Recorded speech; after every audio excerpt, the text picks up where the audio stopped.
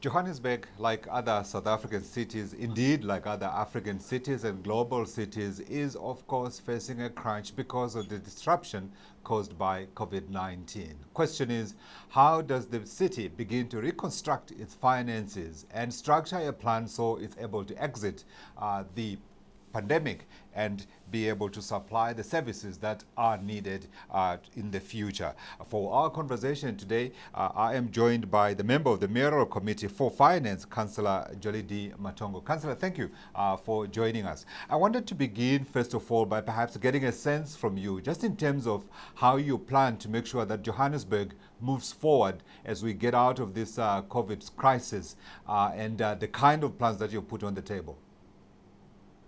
Well, thank you very much for having us, and good afternoon to the viewers and those who are joining the conversation. We are quite correct that Johannesburg, as one of the largest cities in Africa and in the world indeed, is struggling to come out of the pandemic. But the budget that we passed on the 9th of July, which is a 68.1 billion budget, seeks to help us to reignite the economy, to invest in infrastructure programs that will make sure that whilst the investment in infrastructure happens, people are employed or absorbed in labor-intensive infrastructure projects so that they have the necessary income. And when they have the necessary income, they are able to use the money in the economy so that we can then get out of the current situation that we find ourselves. But as part of our comprehensive response to the COVID pandemic, which has got 6 pillars, one being the comprehensive response, where we look at the health aspect of the pandemic, the testing and screening of our residents, the provision of personal protective equipment, and a number of other things. Secondly, we're looking at the issue of food security or food resilience, where we are saying, as a city, we've got to intervene and give people, food parcels or food packs, but also encourage communities by way of releasing pockets of land that is owned by the city, encourage communities to, establish community gardens so that we deal with the whole issue of food security. But thirdly, is around the financial recovery or economic recovery of the city. We are currently engaging a number of experts with a view of putting up a panel of experts that will advise the executive mayor and the mayoral committee on an economic recovery plan. But that plan also includes the financial recovery. How do we make sure that those of our entities like the Johannesburg Zoo, like the Johannesburg Theatre, that have been hardest hit by the pandemic, how do we make sure that they continue to help the city generate some form of income whilst we are on stage 2 of the lockdown? So it's quite a comprehensive plan that we are looking at. But in the main, for now, the instrument that we have is the budget. As I said, we've got a 68.1 billion budget. About 7 billion of that is focused on infrastructure investment. We are investing over 1.1 billion in areas that are depressed in the city. There was a poverty deprivation map that was produced after a research project to say which of our parts of our city are most vulnerable, are part of the most deprived. So we have identified Region A, which is part of areas such as Orange Farm, Lakeside, part of Kliptown is identified. We have identified, Region G is constituted, as I said, by Orange Farm, Lakeside, Drizik, and Kapok. Region A is areas like Ivory Park, Ebony Park, so we are putting over 1.1 billion of investment in the city in those particular areas to make sure that we deal with the road infrastructure, we deal with the sewer and water upgrades, so including the development of houses in those particular areas. You've got your work cut out. I mean, this city power issue, more than 3 billion in liabilities. How come that much debt has built up in this time? That's what we're investigating. How did they manage to destroy what used to be the premier entity of the city. It was our cash generator. We were high up there. We're generating lots of surpluses. We're maintaining the electricity infrastructure. We introduced smart metering system. Now, how they destroyed that value, that shareholder value, and by the way, the shareholders are the citizens of Johannesburg. So if you destroy shareholder value to that extent, we're still investigating what exactly happened so that we can stem the losses in infrastructure and then reverse the losses in City Power. How could this debt at City Power weaken its performance? In a time when people are complaining in the city, as you know, about power cuts all the time, how could this be a problem at City Power, this huge debt? No, it will be a problem. It will be a problem in that your reinvestment in infrastructure would require subsidies. If the problem, let's say, with some of the SOEs where it's supposed to be self-sustaining and it needs permanent bailouts. That's how City Power will succeed. Will be able to progress. Now, we won't have money to bail it out. We don't have the tax base to bail out City Power. Instead, our model is that City Power must subsidize the zoo. The zoo must be subsidized. The City Power must subsidize city parks, which cuts grass and all that, cemeteries. Now, if the model changes, then it means then the work is cut out for us as governance to look at how then do we remodel the city to be sustainable. So one of the focus areas, our first priorities, we call it financial sustainability and resilience. So that's what we're focusing on. I wanted to talk a little bit about that CapEx spend that you are talking about and the kind of results that you expect to get out of it. I understand the one side is ensuring that the roads are passable and the people are able to get about their work. But where else is the money going that will help to stimulate the economic activity that's required to sustain Johannesburg? Well, parts of the things that we are doing, as you would know, is investment in our electricity infrastructure, because if you say part of the things you need to do is to attract, retain and expand investment in the city, and you've got power outages, you've got an unstable supply of energy, you are unlikely to attract, retain and expand investment in the city.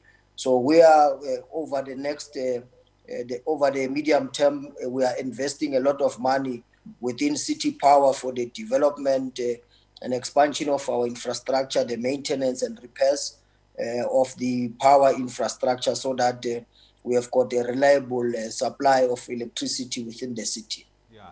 Now that we're talking about power, I might as well continue the conversation. We know, of course, Eskom is constrained in terms of the supply of power, and yet it's in the main supplier of electricity in the country. The law does allow you to procure your own power. Let's talk about those plans. And I also want to have a clear idea of how much you expect to be able to procure independently to complement what you're getting from Eskom.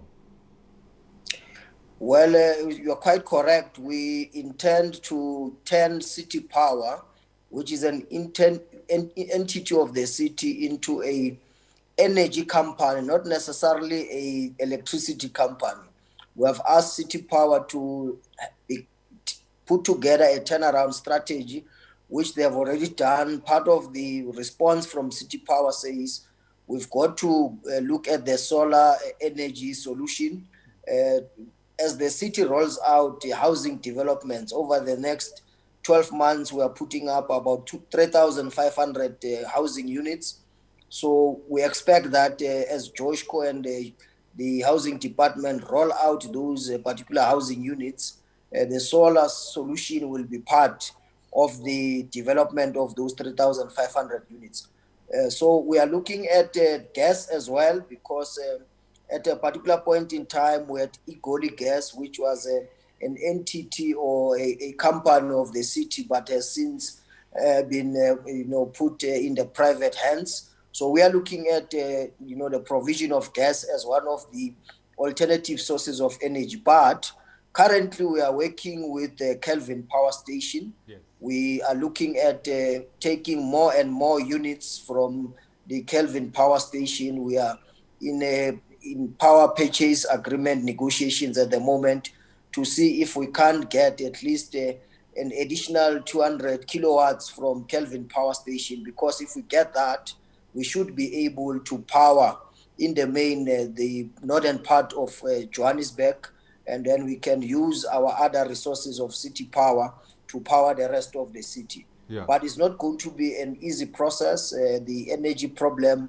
will still be with us for a number of good months, but we still have to, do a lot of work in educating our communities about the effects of illegal connections on the grid. Yes. Because if you connect illegally, the capacity of the substation is compromised. Most of the power stations, many substations, they get to be damaged, and it's quite a huge cost for the city to be fixing the many substations every second week. Absolutely. And I want to come back and talk a little bit about the strategy, what you have on that front. But in terms of procuring power independently from Eskom, I wanted to know the targets that you are looking at, because at the moment, almost all of your power is coming from there, isn't it? Apart from the amount that you said is coming from the Kelvin power station. Indeed, we are getting power from Eskom. We are getting about 85 kilowatts from Kelvin. That's why we are saying let's work with Kelvin to ramp up.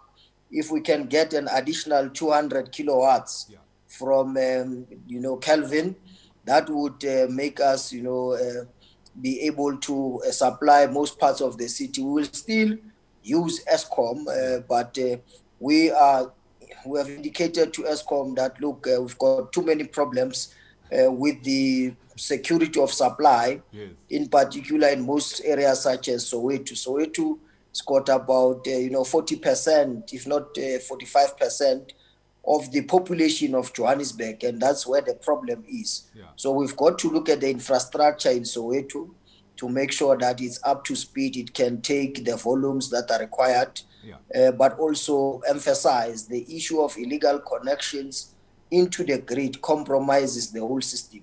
So we've got to work with Eskom and all other stakeholders to make sure that we cleanse the system, we deal with illegal connections, we upgrade the infrastructure that is available, and people start to pay for the electricity as well. In percentage terms, how much would you say you get from Eskom at the moment?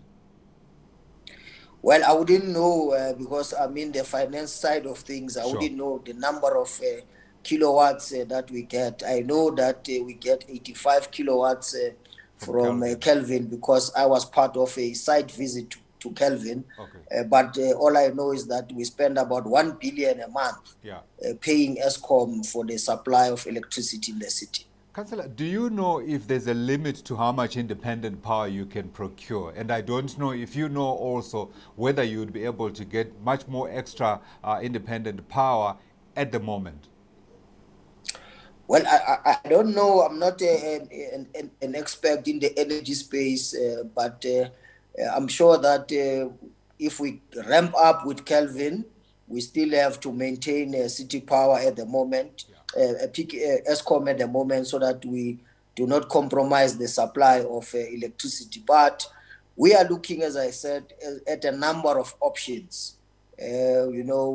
Coal, needs to be part of the energy mix that we push towards the Kelvin power station so that they are able to generate. But the issue of solar, the issue of waste to energy, we've got a number of landfill sites in the city, and there are a number of private companies that have approached the city to say, give us an opportunity to turn your waste into electricity. So we are looking at a number of options going forward. Absolutely, absolutely. One of the strategies that Eskom has implemented to try to deal with the problem of illegal connections is to disconnect a power station once, of course, there is an overload. And this, of course, has caused quite a big outcry. From the city's perspective, how will you deal with the issue of illegal connections?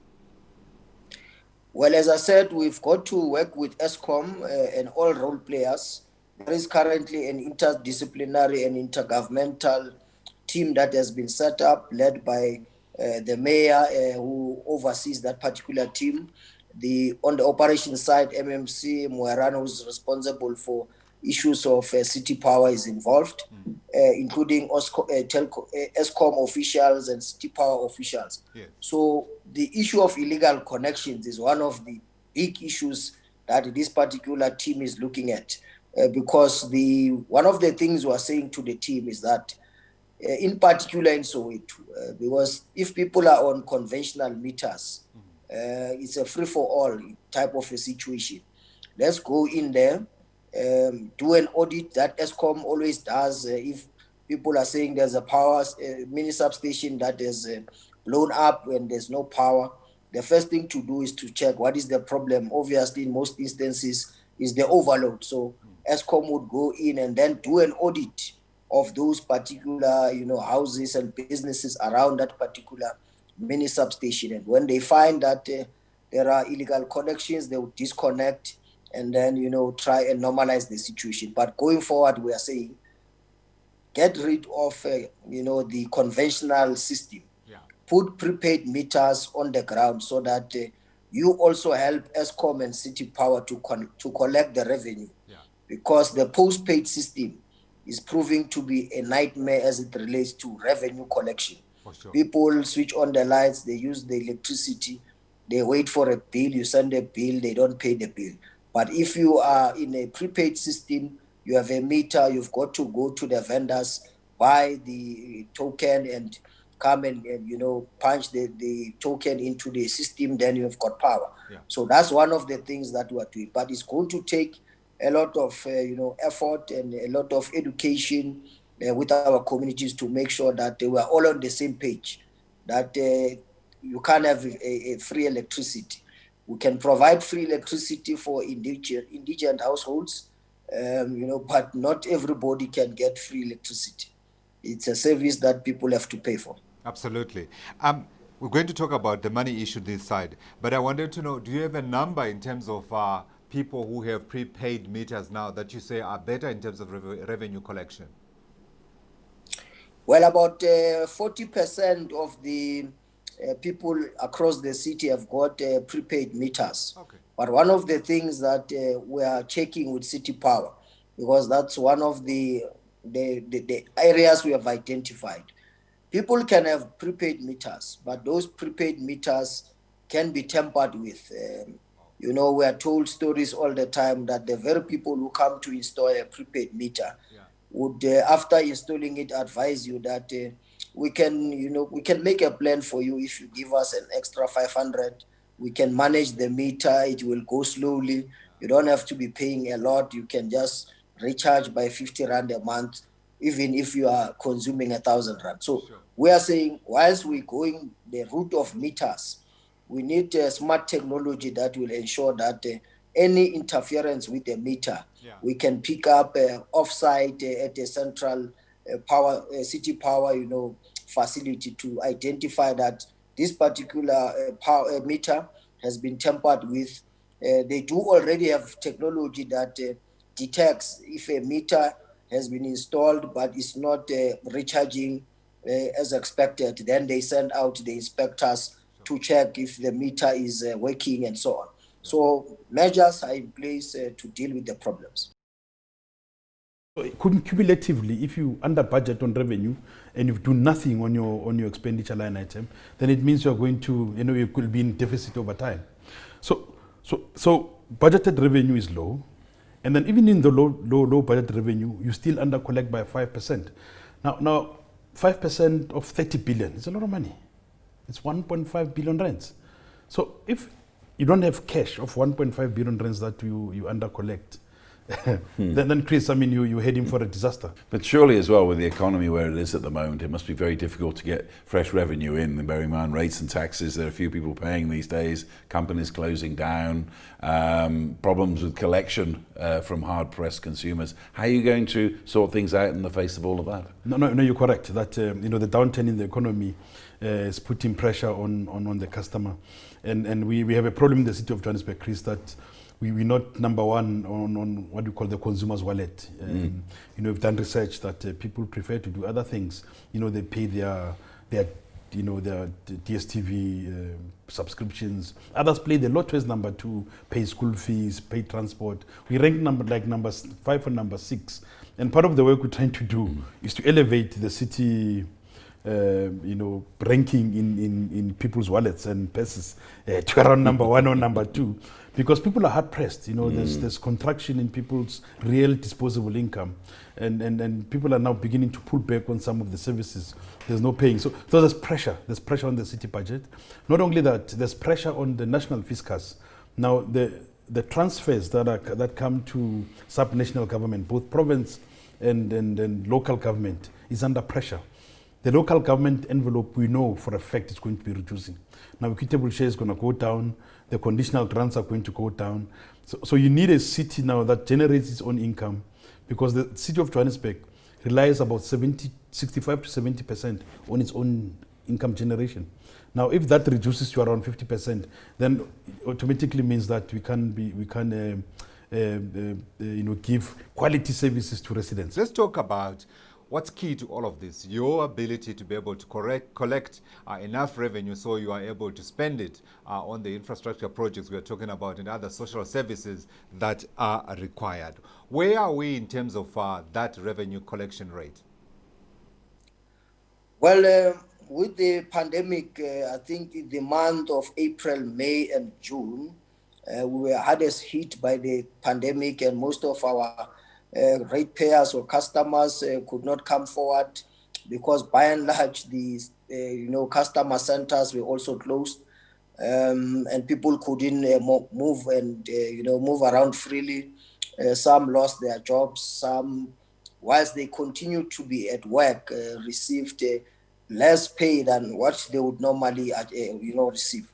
So it has been a quite difficult period since April, where we've not been able to collect the revenues that we wanted to collect. I mean, in the month of April, May, and June, we would have under-collected almost by 2 billion rand in just those 3 months.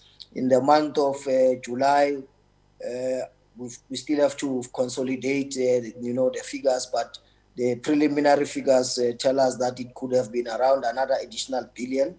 The good news now is that in the month of August, we had billed, the citizens a tune of about 3.9 billion. The preliminary figures are saying we have collected about 3.8 billion. So the situation is improving, but the situation is improving now because the economy has been opened up a little bit. We are now fortunately at level 2. But in addition to the opening up of the economy, we have decided to, go back and implement our credit control measures, where we pursue those who owe the city, who have got the capacity and the ability to pay. We have pursued them, including government departments that were owing the city, including, big business that were owing the city.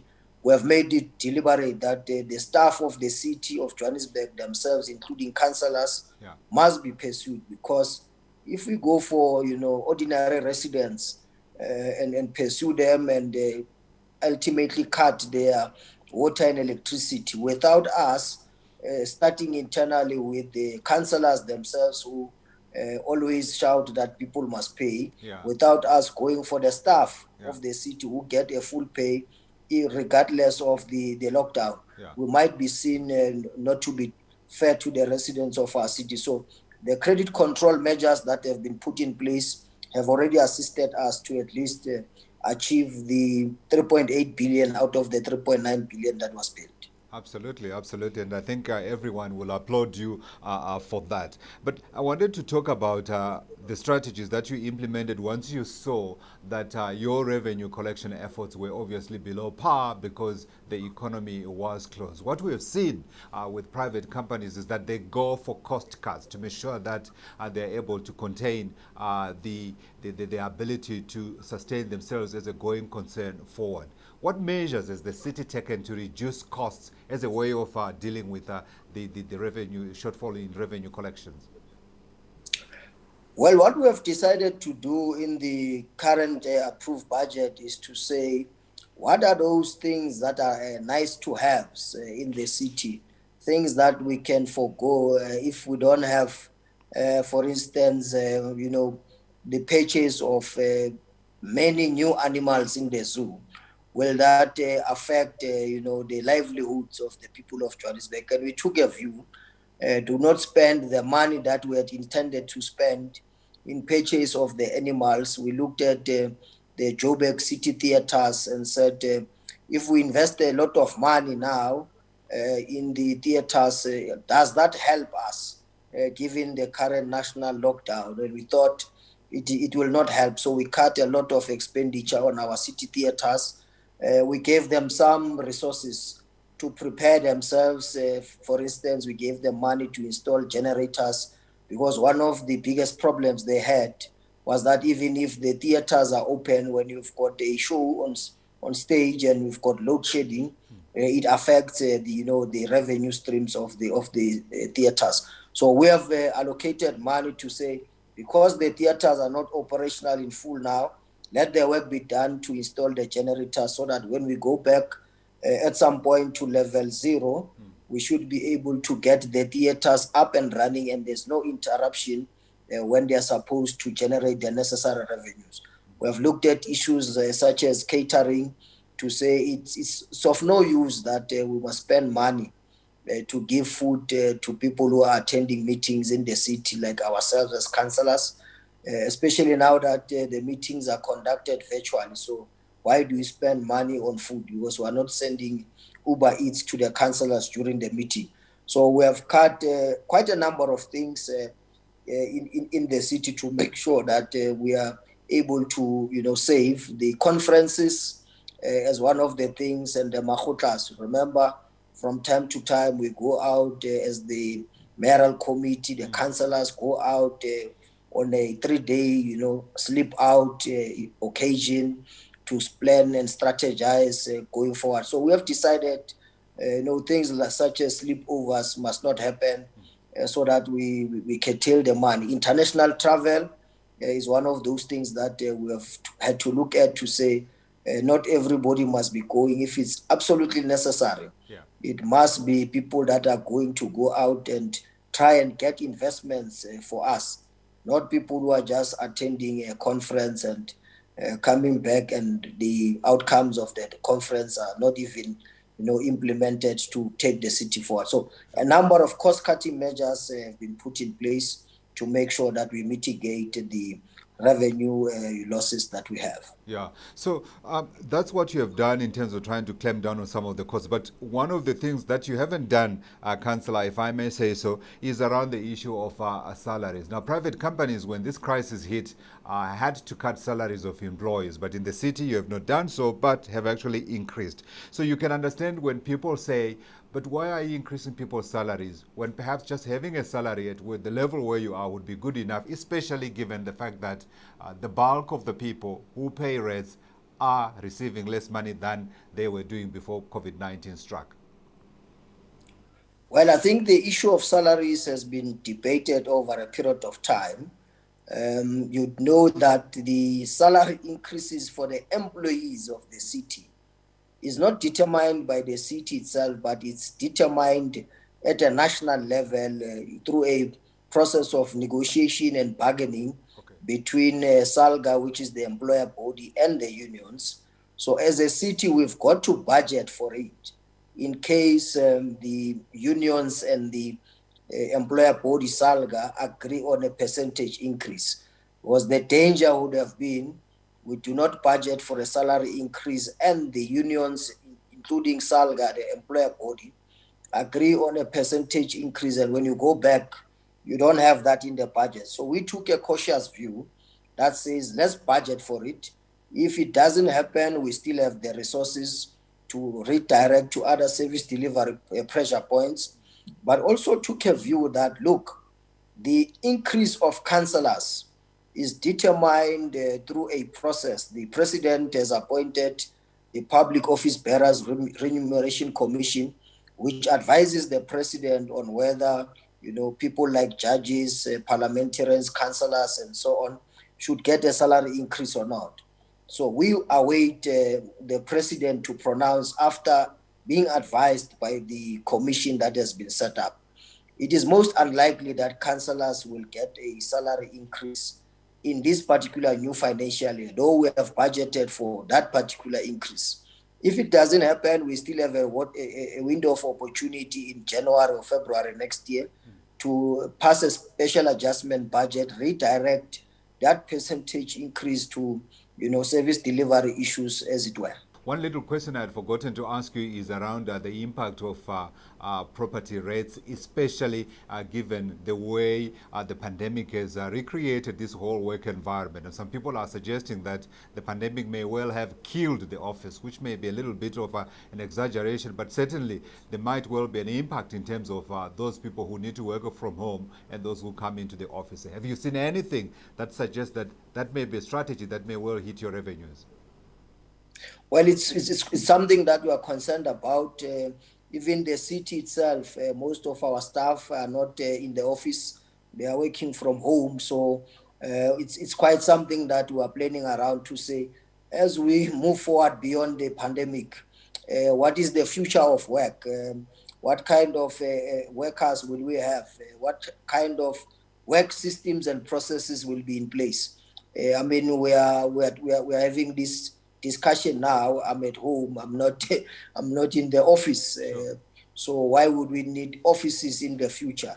We may need less offices, and the lesser offices and properties that business require means that the less property rates for the city. So we have to look at what are the alternatives that we put in place. For instance, we have a broadband network of the city.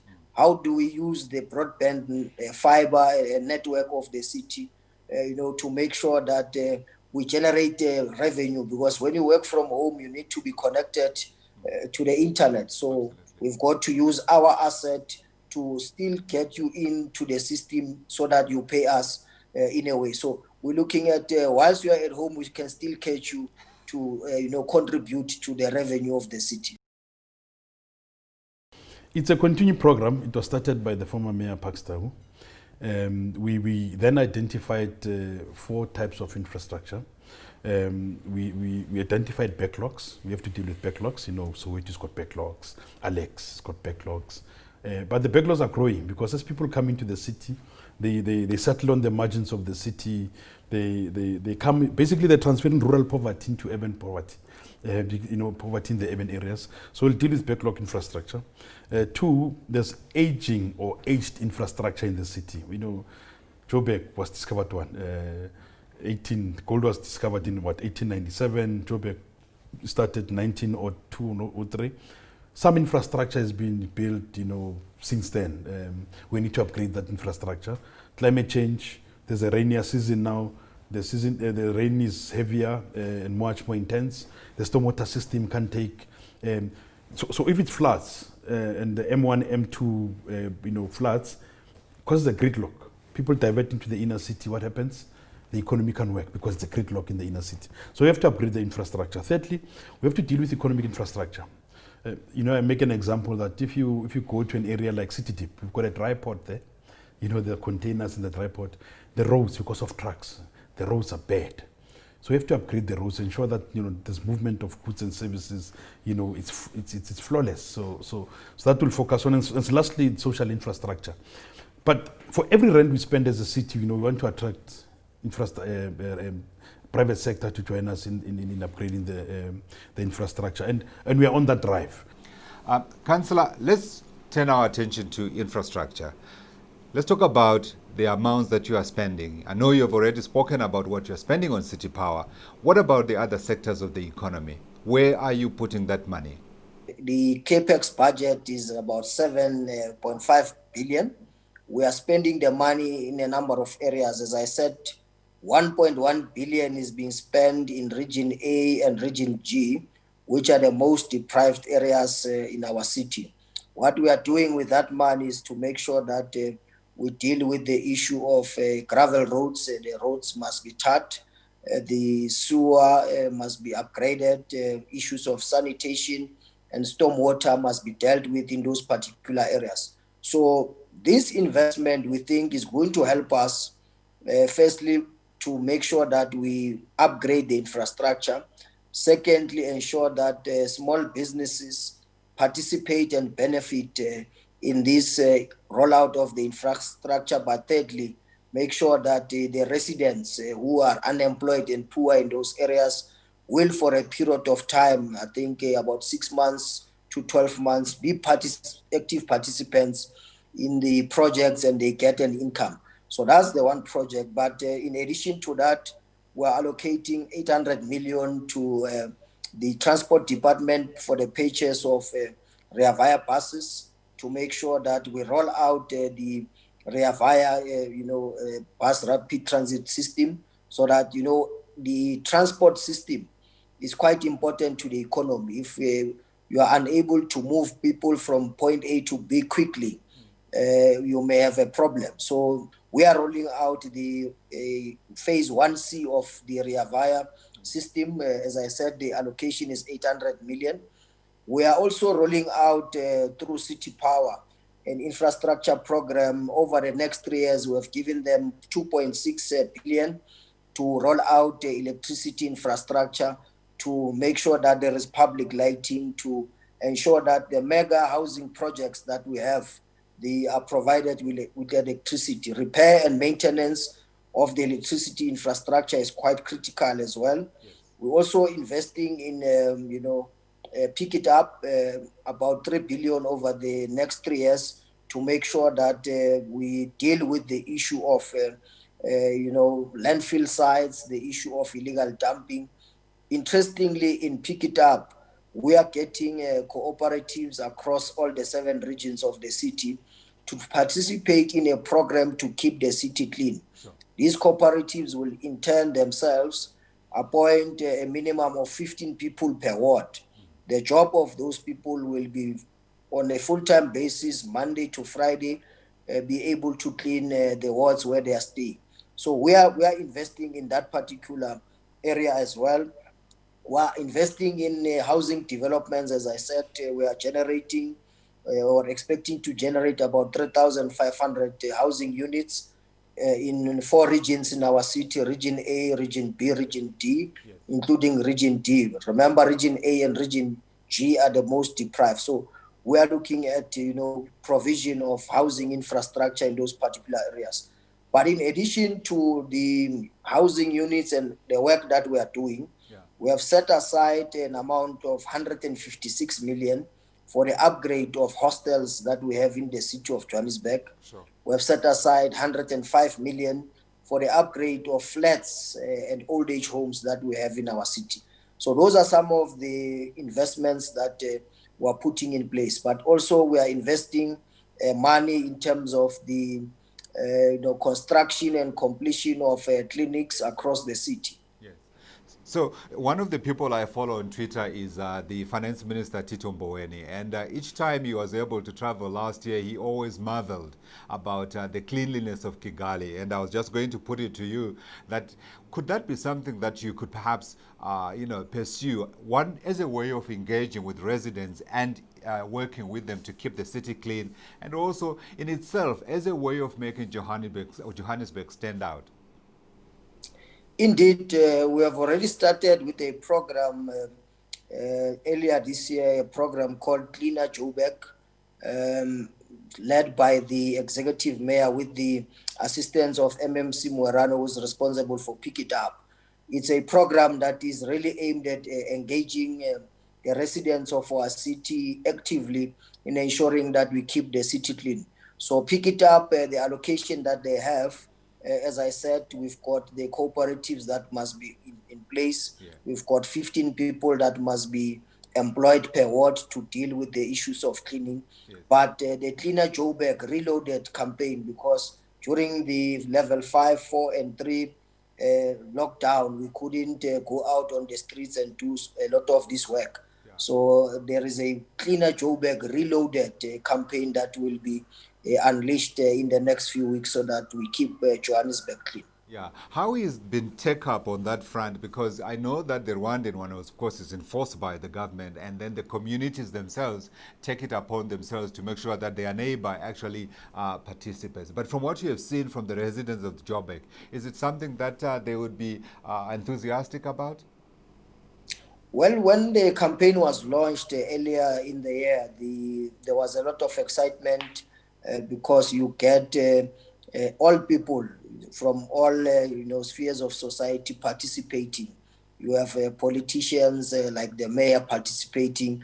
You've got business people coming and rolling up their sleeves. You have what you call celebrities coming on the ground. You've got all sorts of people participating because the message is quite clear. We've got to get our city to be clean because, part of the thing that investors look at when they want to invest their money is whether your infrastructure is up to scratch. But besides the infrastructure, is this what are the aesthetics of the place? Is the place clean?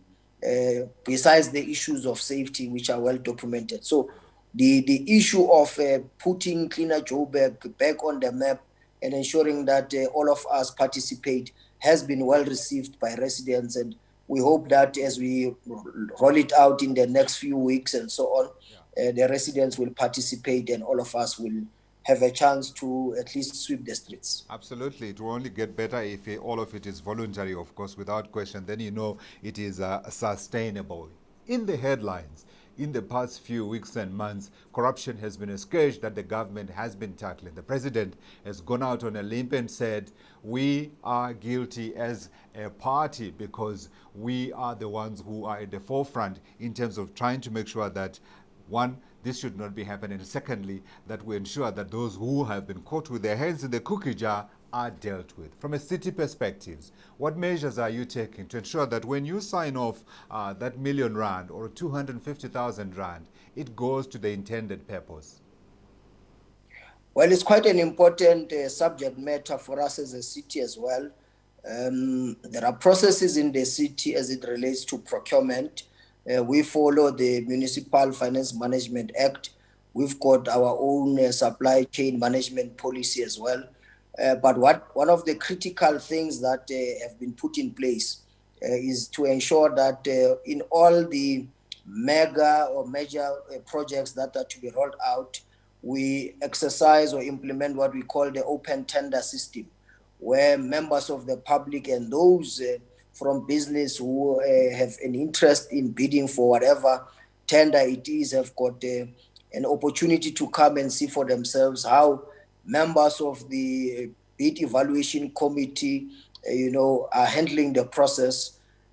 Built into the system is the probity process, where we appoint independent probiters to look at every stage of the procurement process, whether we are following the prescripts of the law and that no one is prejudiced in the process. So we have built into the system, probity before we come to a decision to say we award this one and not that one. We need a probity report from independent probiters that gives us a sense of comfort that the processes have been followed to the latter.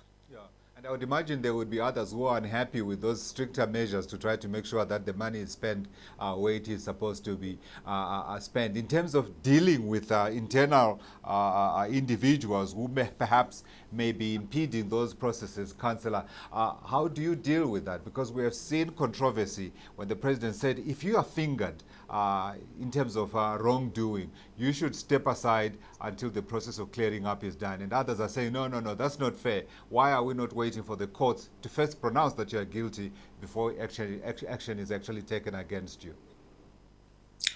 Well, fortunately, in the city, we've got a group forensic and investigation services led by the General Sibia. And General Sibia and the team are very much capable of dealing with issues related to corruption. People report a number of illegal activities or corrupt activities to the city. We refer those to the general and the team to investigate. So, but also people have got access to the ombudsman, which serves as our, public protector in the context of the city. So we also have a number of whistleblowing avenues where people can report. So as it relates to corruption, we are dealing with corruption as the city. The latest example we can give is that even in the office of the ombudsman, there was somebody there who was fingered for wrongdoing and corruption. GFIS, which is our group forensic and investigating services, did an investigation, and that particular staff member has been arrested, and GFIS has already suspended that person from its activities. Yeah. How effective are the whistleblowing channels? Because we know not just here in South Africa, but all over the world, it's a difficult thing to do, isn't it? Someone stands up and says something is wrong, and then you need an independent investigation of that person. But sometimes along the process, things may get derailed. Within the city, have you been able to evaluate your whistleblowing channels to ensure that they are effective? Well, we are currently in that process of reviewing the whistleblowing, policy, including the mechanisms that we use. But one of the things that you would find with the whistleblowing is that, people blow the whistle, then we take the matters to our forensic investigation services unit for investigation. They start an investigation, and along the line, the whistleblowers would then, not cooperate, run away, and make all sorts of claims that they are now fearing for their lives and so on. And some of them would just, even cut their phone. They are no longer, available. So I think we need to find better ways of how to, also protect the victims for themselves, because, we're not we do not have the capacity as a city to do what the National Prosecuting Authority can do in terms of safe houses and so on. So we need cooperation from the police themselves and the MPA to help us, deal with some of the things that the city is not mandated to do. Absolutely. Johannesburg, of course, Councillor, is a magnet. It attracts people from the surrounding provinces. It attracts people from all over the country. It attracts people from the continent, indeed from the world. So when you are planning, yes, for the resident that you have, but you also have this extra challenge of immigrants that come in. How do you deal with that? Well, every year when we plan, we take into account the fact that, the Premier will always say about 10,000 people every month come to the province of Gauteng, and unfortunately we take about 50% of those into the city of Johannesburg. So our planning has always to make sure that we plan with the growth of the internal population in mind, but also plan with the fact that more and more people will be visiting our city. So in terms of our planning and budgeting processes, we always make sure that we make provision for those particular, people that will be coming to visit the city, but also those who are coming to seek opportunity. So when we plan around the clinics, if the amount of money that we would have used in terms of medicine this year was 300 million, we have got to put a percentage increase to make sure that those that will be coming into the city and those that will be born in the city in that particular year are catered for. Yeah. Now, in perhaps the groups that you expect to be looking at Johannesburg, the ones that you actually want more, of course, are the people with deep pockets, the investors. And I wanted to know, from a city perspective, what is the plan to ensure Johannesburg maintains its place as the economic center of South Africa? Do you have any incentives that you, as a city, put aside and say, we want to create an industrial park here where we get ICT people, or is it car manufacturing, etc., etc.? Well, the attraction, retention, and the expansion of investment is quite an important key for us. I think in the current financial year, we've got an intention of attracting investment, I think to the tune of about 25 billion or more. We have done well in the previous financial year. We've exceeded the target.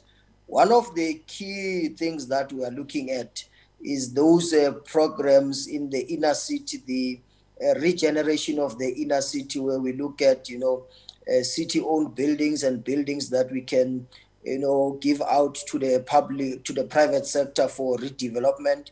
But we've got, special economic zones that we're looking at. For instance, just on the outskirts of Soweto, next to Southgate, you've got what we call the Soweto Empowerment Zone, which it's got quite a number of hectares of land, which we are taking out to the private sector to say, this is a potential industrial park that could be implemented. So we are looking at a number of special economic zones within the city.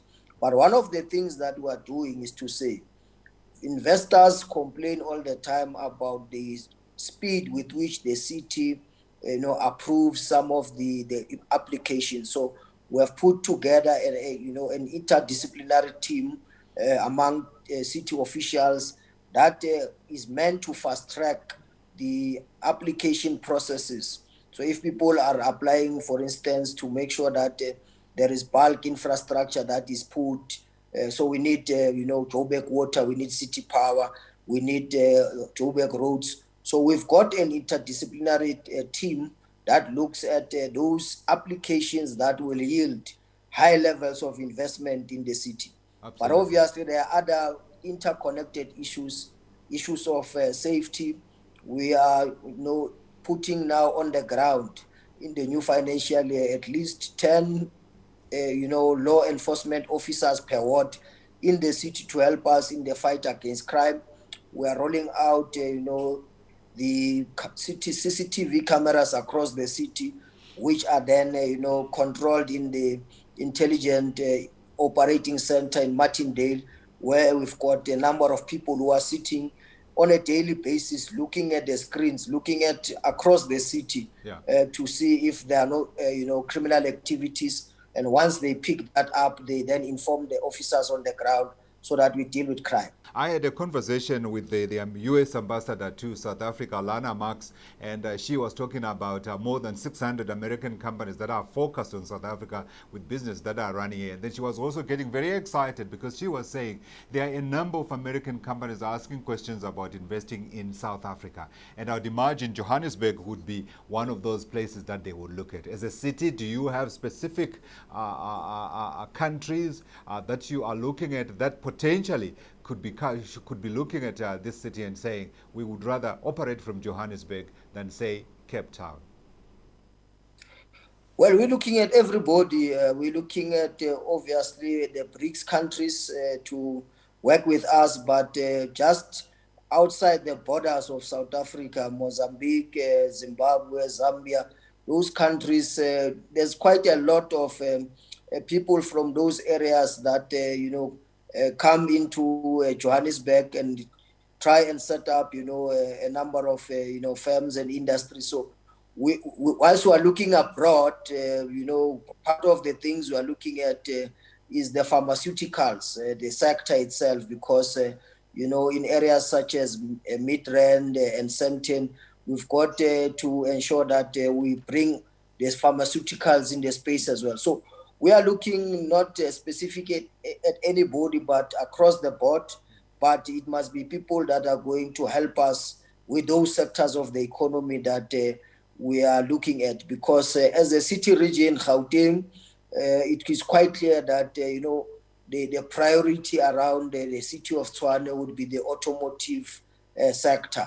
That's why you would have people saying, but we are going to Roslyn, we are not going to Johannesburg, because as a province, we have taken a view that let's support those areas or those sectors of the economy in the different corridors of Gauteng, which makes sense. So if you are an investor in agriculture, rather go to the West Rand rather than come to Johannesburg. But if you are in the agro-processing space, you are more than welcome in the city of Johannesburg. As we round up, Councillor, I wanted to give you an opportunity to direct perhaps a message to the residents of the city in terms of dealing with the current difficult and challenging environment, but also giving them the idea and the hope that tomorrow is going to be better than today and indeed yesterday. Well, I think it's quite important for us, on behalf of the Executive Mayor and the Mayoral Committee to say, whilst we have moved the country from level 3 to level 2, we don't think that people must now celebrate and think that the corona pandemic is now over. We need to make sure that we still stick to the basic protocols of washing our hands frequently, of social distancing. So it's quite important that we continue sanitizing and doing all that, wearing our masks in public spaces, and do less in terms of, being part of, large gatherings. I mean, it's quite unfortunate that when you go around now the city, even the funerals, people are no longer sticking to the number of 50 that is required. So JMPD has been requested to go out full force to implement the restrictions as it relates to the curfew at night, but also what can be done in the social spaces like restaurants, taverns, and bars. So it's quite important that from us, we have got to all cooperate as residents of Johannesburg, stick to the regulations that have been provided.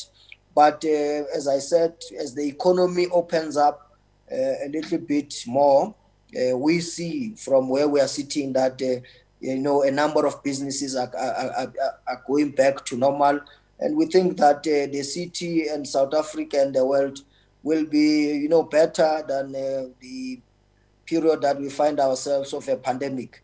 But we can also take special lessons from the pandemic itself, taking care of our own health, because the pandemic has given a huge lesson to say those with underlying conditions, those who are not necessarily, in good health, when such pandemics come, they are most vulnerable.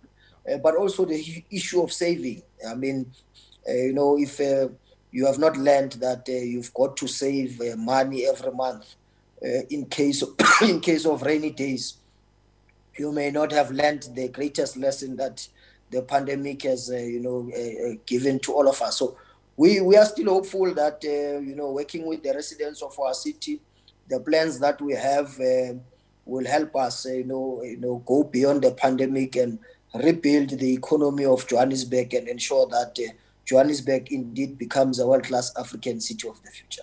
Well, Councillor Matongo, thank you very much indeed for your time and for sharing with us your vision of the city and the work that you are doing to ensure that it emerges stronger from the crisis that we have seen visited upon us by the COVID-19 pandemic. For today, thank you to all of you who have been able to watch us. Until next time, goodbye.